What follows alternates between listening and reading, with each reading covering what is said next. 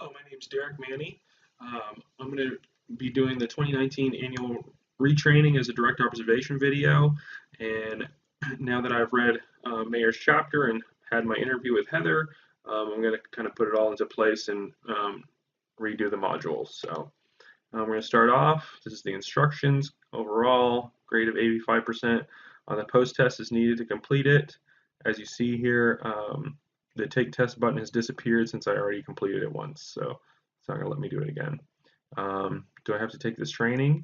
And like I said, when originally these CBLs were all very vague and kind of all lumped in, everyone taking the same thing, but as you can see now, it's inpatient, outpatient, pharmacy. It's very specific on what type of competency they'd like you to complete. So I'm going to do inpatient clinician, and again, even that it's broken into RN, respiratory, phlebotomy, so which is nice because I always had to work on Foley care and all this stuff where that's not part of my job description. So I'm going to go ahead and click respiratory. And again, before it was all just big blobs of text that you just hit the next button and went through and was very non-engaging. And this way now, as you can see, the realistic picture of the person, talking about a realistic situation, and it allows you to, do a quiz format, something much more engaging. So if you click submit, it'll say correct or wrong. And then what's nice is it automatically does a quick little description of what happened as far as what the correct answer is, why it's the correct answer.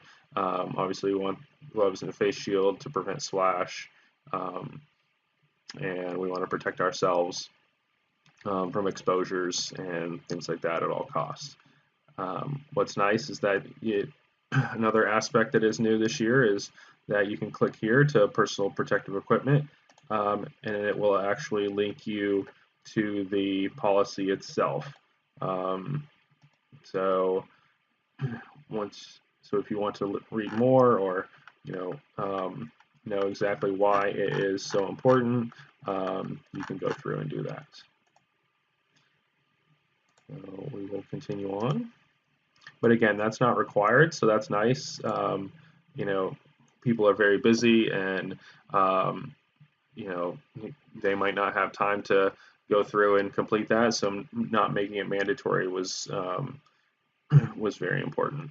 And again, this one I'll get wrong. It says incorrect, but it'll still give you the correct answer and why it's the correct answer. Okay, and that's about it. I can go through and just show that it's not all. Again, it's the realistic pictures.